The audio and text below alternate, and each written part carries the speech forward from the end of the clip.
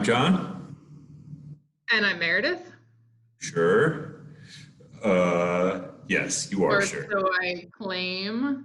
If that is your real name. Anyway, this is No Talking in the Library, once again, coming to you from inside the library building. How lovely that is. And today we're going to be talking about Westerns, I think. Is that right? Yeah, I think more specifically what one might call a neo-Western. Right. So not getting back to High Noon or any of the real old-time classics, but what was you suggested this topic? What was your motivation for it? Sure.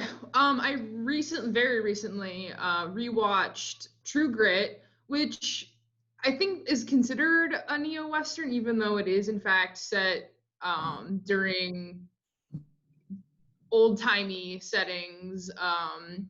But more at what would fall under the genre Hell or High Water, Taylor Sheridan's Hell or High Water, which we've talked about a little bit in the past, and my feelings just generally about Taylor Sheridan as a screenwriter. But do you want to kick it off this time? I haven't seen True Grit since it came out in theaters, which must have been when I was living in Boston. But it's a 2010. Yeah, thereabouts. It was based on a novel. Do you remember the author's name? Charles Portis. Yeah. Okay. I should never test you on these things because you can actually remember facts and I never can. But and it was originally made into a movie starring John Wayne that I think is viewed as a classic if you like people like John Wayne movies, which plenty of people do. I thought it was, entertaining, no great shakes. I mean, the John Wayne movie, revamped version of it, which came out in 2010 or so, was done by the Coen brothers. It's a very Coen brothers movie. If you've seen Fargo, or just take your pick of Coen brothers movies, it has a lot of the sort of Coen brothers tropes. But I will say that they really did make the movie, I think, the way it was meant to be made. I mean, it's not one of those things where they went way off the deep end with their thing. I mean, it's definitely, once again, got very Coen Brothers type stuff in it. But it stars Jeff Bridges. The Ranger is played by Matt Damon. There's a thing, by the way, those of you who don't talk to us, I have this thing where I can't where I think everybody is Brad Pitt, and it's like a running gag with us, which behind it's Matt Damon, and he really is absolutely, I think he absolutely does a star turn in the role. But what did you think? More importantly, this film was the debut starring role for Haley Steinfeld, of course, right. Who was absolutely, she's not even first or second billed in this movie, but she absolutely stole every scene she was in. And really, we don't need to go on about this movie too long because it's a great movie.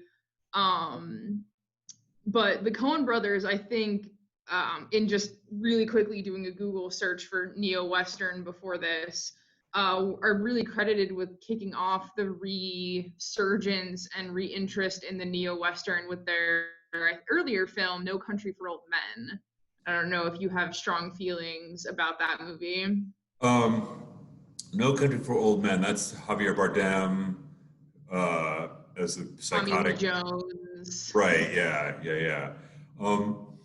I was dubious. I didn't see No Country for Old Men in the theater. I saw it on Netflix or whatever, only actually a couple years ago. So me and the Coen brothers, sometimes I really love the Coen brothers. The Big Lebowski, I think, is an absolutely fantastic movie because it really kind of destroys tropes. If you've ever seen The Big Lebowski, spoiler alert, one of the interesting things about The Big Lebowski is it never resolves. Like the sort of the thing that the movie is about never gets resolved. Just everybody stops caring. But they do these like the Coen Brothers are in a way a sort of like postmodern take on Sam Peckinpah. Like if you've ever seen like Sam Peckinpah westerns, they're just absolutely like rivers of gore. And No Country for Old Men is very much like that, and a lot of Coen Brothers movies are like that. That they really do not stint on the gory stuff. But also, I think No Country for Old Men is a really sort of interesting movie for that same reason. Like it kind of defies the trope of the sort of psychotic killer searching down people. But it's a very Coen Brothers movie once again. So if you like Fargo, if you like Miller's Crossing, if you like, just take your pick of Coen Brothers movies. It's right in the sort of main. How do you think of it as an example? I know I've seen this movie like once. It didn't really resonate with me, even though it won like 1 million awards for everything. Do you think it fits as our version of a modern Western? Like, how do you think it compares to something like Shane or The Searchers, or something you right. think that comes to mind when you think of a Western? Well, you mean No Country for Old Men, or do you mean? Yeah. No Country for Old Men is or very modern. Or any other sort of Taylor Sheridan, Sicario, Justified. Right. It's it's set kind of in the borderlands, and in that respect, it's I think it has that sort of modern Western credential. I thought it was a really entertaining movie because it has that Coen Brothers thing where there's there's just dangerous people out there. Like one of the Coen Brothers sort of running thing is there's dangerous people. Coen Brothers was True Romance a Coen Brothers movie? Do you remember offhand? Was what? True Romance. I don't know. No, but same sort of theory. Like there's sort of like dangerous people running around, and the sort of like innocents who run up against them, who generally come to a sort of bad end. Same way with Fargo, with the sort of weird guy who's like, I need unguent, and eventually stuffs Steve Buscemi into a wood chipper. I in a way think that True Grit is a better sort of example of the modern Western, or even actually, to sort of pivot slightly. Deadwood. I just watched the Deadwood movie a couple of weeks ago, and I think Deadwood, in a way, is sort of the quintessential modern Western in the following sense. For those of you who haven't seen it, came out. It was an HBO show. It came out in 2004. It was on for 3 seasons. It starred Timothy Olyphant. He was the sort of main figure. It starred Ian McShane, who's a very famous British character actor. He's very famous over there. He's not much more famous here. Deadwood was, it was about the sort of the town of Deadwood, which is now in South Dakota, then the Dakota Territory. Very typical frontier town, and it was this kind of like frontier naturalism, if you will, like gory. There were prostitutes everywhere. There were, people using the F word all over the place. I love Deadwood. It's not the kind of thing you want to watch with little kids around, because people do drop a startlingly large number of F-bombs. If you did a count like per minute, it would just be. But it's very good. And I always thought that Deadwood was a little bit like Shakespeare, if Shakespeare had written Westerns and used the F word all the time. But I like it for that reason. I think it has a similarity to True Grit in the sense that it's trying to sort of introduce some modern concerns into, but also to sort of show like what the West was kind of like. It wasn't, if you watch those Westerns from the 50s, 40s, 50s, 60s, people look kind of clean, right? They look like they've bathed recently, and this is, I think Deadwood, also True Grit, does a very good job of showing, like, people in the Old West were filthy most of the time, and started the day with a shot of rye whiskey and then went from there. So, but they just did it. So another thing, not to monopolize our conversation here, but the third season of Deadwood, for those who haven't seen it, ended on a very damp squib. Like, it got to the last episode and I was watching, I was like, really? That's it? Like, that was the end of that? They had a really sort of interesting arc going, and then it was like, and that's the end. And then they didn't do another series. Timothy Olyphant went off to do Justified, which is another show, which I heartily recommend. Timothy Olyphant, his character in Deadwood, he plays Seth Bullock, who was a sheriff of Deadwood in its early days. He has this way of conveying barely contained rage at all times, and he's sort of up against Al Swearingen, who's a bar / bordello owner who's used to getting his way and having people killed, but there's a really interesting relationship between the two, because he knows that Bullock can really handle himself. He also knows that he can't intimidate Bullock, and that Bullock is on the verge of catastrophic violence at any moment. So it's a really sort of interesting study in how these two guys have to sort of, discover whether they can find some common interests. And the movie, which came out last year, really sort of, it's the thing that people who like the show really need to see. They brought back all the sort of mainstream mainline cast. They brought in Timothy Olyphant. They got Ian McShane, and it's just an absolutely, fabulous Western. I think it got some, if you read Rotten Tomatoes, it's got one of the best viewer ratings on Rotten Tomatoes. It's just a lot of fun to watch after your kids go to bed. Well, it sounds like those sort of hallmarks of Deadwood, the catastrophic violence, sort of a bleakness, although Deadwood is set historically in the 1800s, those features and those tropes kind of carry over into what you would consider a more modern Western. I mentioned this Taylor Sheridan's name. He has done maybe 3 or 4 movies that really kind of fall into that genre. Sicario is probably one you've heard of before. Hell or High Water, Sicario and its sequel, Hell or High Water, and Wind River. And I've seen almost all of those movies, even though I really do not like them. And I know you and I have talked about this. I can't exactly figure out why I've sat through all of them. But the one I did rewatch, Hell or High Water, is actually I find very entertaining. I guess Taylor Sheridan is not interested in writing female characters. He's just not. Some of his movies have female characters. They're either completely empty vessels or victims.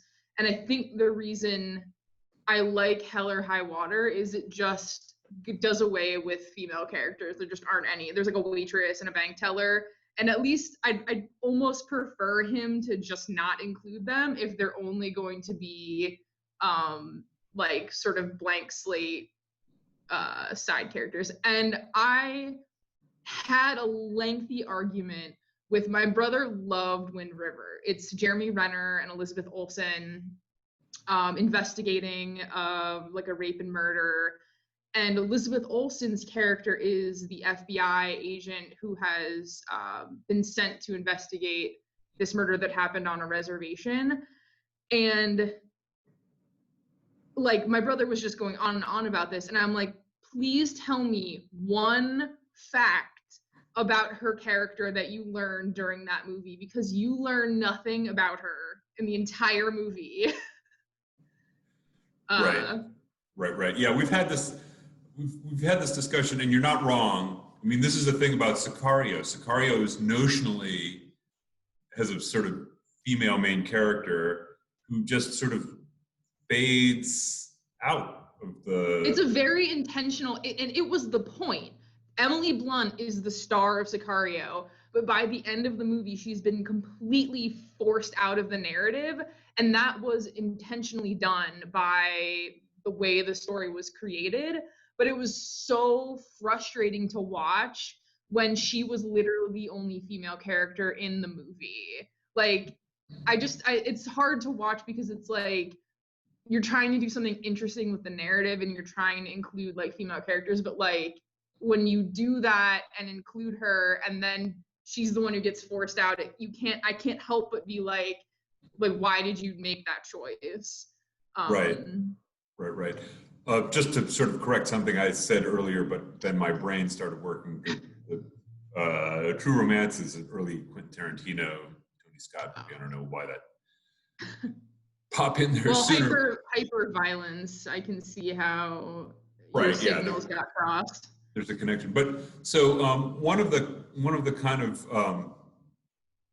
hallmarks of the modern Western is that they're in these sort of borderlands. So No Country for Old Men stays right in a borderland. Wind River, it's like an Indian reservation, and right. Sicario is once again it's the Mexican border, plays a Hell or High Water is Texas. Right, and in the same way, Deadwood. And the interesting thing about Deadwood is that it's this kind of it's right on the edge of civilization, and one of the civilization as white Europeans, you would be clear, but the sort of opening moment in a lot of the kind of narrative of Deadwood in the series was it sort of the town kind of growing. So it's in the very beginning, it's just a bunch of tents and a few buildings, and then as things go on, you can kind of see like more things getting built up, and the sort of opening moment of the movie is that statehood has been declared, and how are they going to? But so once again, it's this kind of border type area where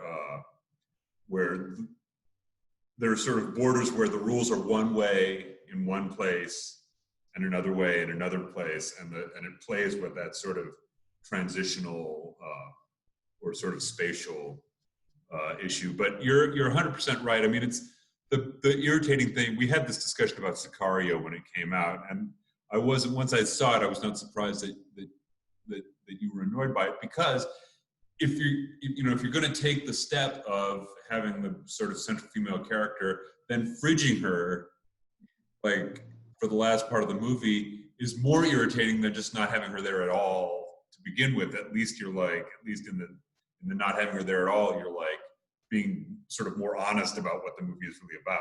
Yeah, I can just pretend that the only female characters in this world are Waitress 1 and Bank Teller 3. Just quickly circle back. Hell or High Water is about two brothers who start robbing like low-level bank branches to pay back a loan, but they're robbing the same banks they owe the loan to. And Jeff Bridges is the sort of sheriff character and trying to catch them. And he's basically playing his same character from True Grit, Rooster Cogburn. He's like 2 steps adjacent to his character. It's basically the same sort of like cottonmouth, thing he does. Right. We love it. That's why we watch these movies.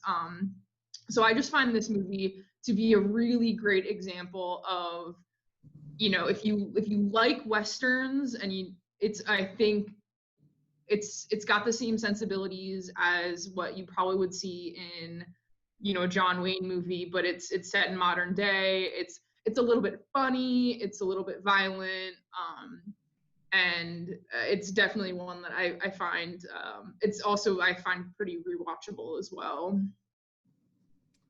All right. Well, that went some places I didn't know that it was going to go, but that was a lot of fun. One last thing, John, did you know that we have great courses in the library? I had heard a rumor. So if you love Westerns and you were ever interested in learning more about them, you can get great courses from Hoopla if you're a digital person, but we now have some in the library in the media room, including this one on the American West. We have a number of them on art and I think some cooking. So any interesting topics you want to learn more about, you can check them out at the library. Yeah, those are the great courses. It's really entertaining. I didn't know we had that one about the American West. I'm tempted to get that right now. All right, so is that really all we have for tonight? I think so. All right, well, we'll see you all next time. Thanks for watching. See you later.